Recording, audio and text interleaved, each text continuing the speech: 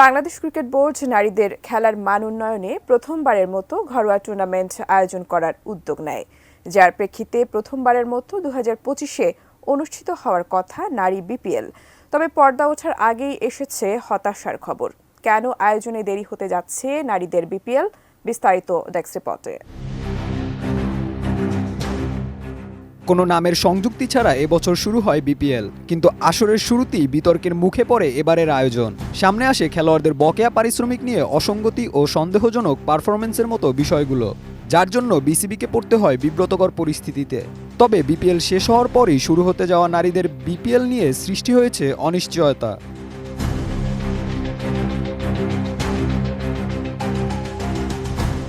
শনিবার বৈঠকে বসে বিসিবি, যেখানে 11তম বিপিএলের চলমান নানা ইস্যু নিয়ে আলোচনায় বসেন বোর্ডের হর্তাকর্তারা।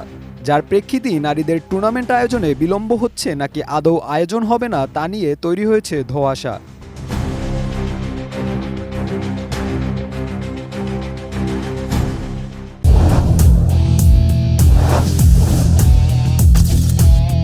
বৈঠক শেষে গণমাধ্যমের মুখোমুখি হন বিসিবির দুই পরিচালক মাহবুব আনাম ও ইফতেখার রহমান মিঠু। গণমাধ্যমে তারা বলেন, নতুন স্ট্যান্ডিং কমিটি প্রকাশ ও গঠনতন্ত্র সংশোধন কমিটির কার্যক্রম ও বিপিএলের বিতর্কিত ইস্যুগুলো নিয়েই আলোচনা করেন তারা।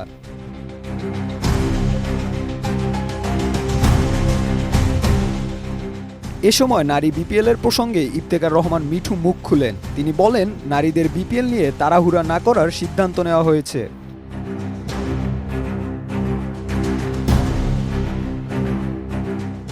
যেখানে ফরচুন বরিশাল, রংপুর রাইডার্স এবং ঢাকা ক্যাপিটালস এই তিন ফ্র্যাঞ্চাইজি নিয়ে চলতি বছরই নারী বিপিএল আয়োজনের ঘোষণা দিয়েছিল বিসিবি।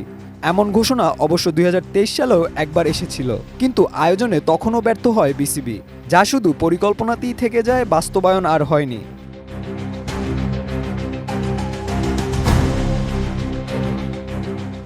তবে জানা যায়, নারী বিপিএল টুর্নামেন্টের জন্য ইভেন্ট ম্যানেজমেন্ট সংস্থাগুলোর ইওআই প্রক্রিয়াও শুরু হয়েছে।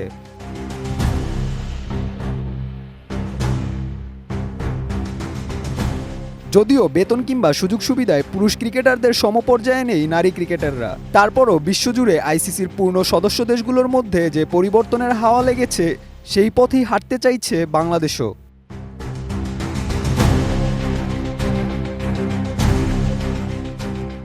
Desk report, ATN news.